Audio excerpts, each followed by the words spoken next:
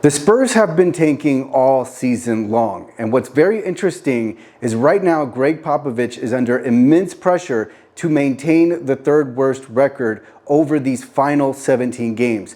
The Spurs have worked very hard to lose as many games as they have, and they don't want to jeopardize their lottery odds now. So let's look at the standings. The bottom of the standings have the Wizards and the Pistons as the first and second worst teams. They are tied with an 11-53 record, followed by the Spurs at 14-51. Then we have the Hornets at 16-49 and the Blazers at 18-46. So the real tension here is between the Spurs and the Hornets, because the Blazers are really on the outside. It's unlikely they come into play, but with the Spurs and the Hornets, the Spurs could potentially lose their third worst record to the Hornets. And the reason why this is this team is emerging. It's becoming difficult to make them lose. And Gregg Popovich has implemented any number of measures to really anchor the team down and weigh the team down. But sometimes the team is overcoming that. And a great example is in a recent game at Golden State, Devin Vassell was out, Victor Wembanyama was out, and the team still won. So it's becoming difficult to hold this team back. Also recently, the Spurs beat both the Thunder and the Pacers back to back. And these are two playoff teams, with the Thunder right now occupying the first seed in the West and the Pacers being a very good playoff team.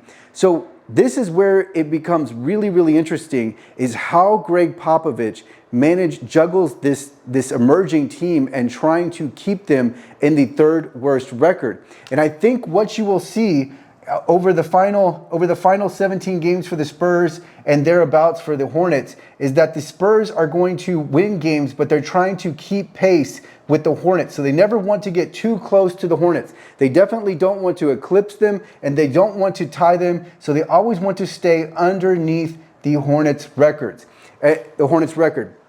And so down the stretch, the Spurs play 6 non-playoff teams and the Hornets play 4 non-playoff teams. So that just adds to the entertainment here, because the Hornets have less potentially winnable games than the Spurs do. The Spurs play the Rockets tonight, the Nets, the Grizzlies, the Jazz, the Grizzlies, and the Pistons. So that finale could be interesting. And then the Hornets play the Grizzlies, the Hawks, the Blazers, and the Hawks. So this Blazers games could be especially interesting.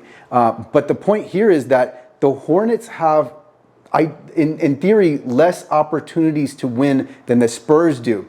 Now, why are the Spurs trying to get a hold of this third worst record?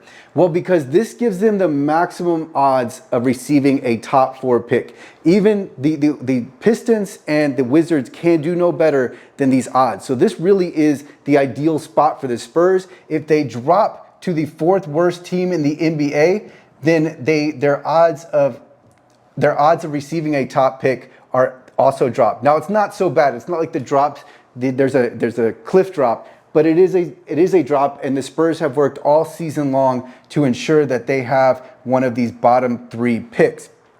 Now, how will Gregg Popovich manage to do this? Well, we've seen much of the playbook already. So we'll have rest games. We just had that against the Warriors.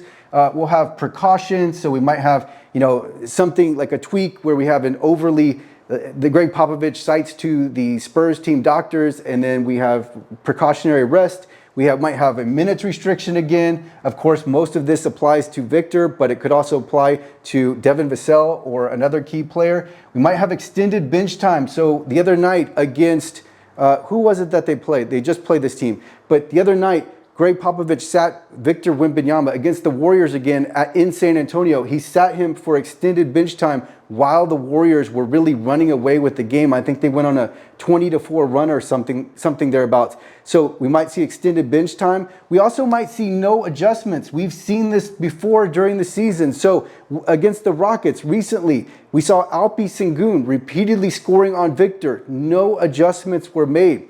We also might see a player develop a rhythm and then be sent to the bench for 5+ minutes, and then that rhythm is gone. So there have been more tactics than this But the point is right now, Gregg Popovich has to figure out a way to maintain this third worst record. And what will be very interesting as the games play out is watching the Spurs and their arc of wins and seeing it fall under the Hornets. That's what I think would happen. Although it wouldn't be so bad if they were the fourth worst record, because the odds don't drop that much. And I will link to Tankathon in the description. But the Spurs are under pressure here. The team is emerging. It's getting difficult not to win games. So it will be very interesting to see how this final 17-game stretch plays out.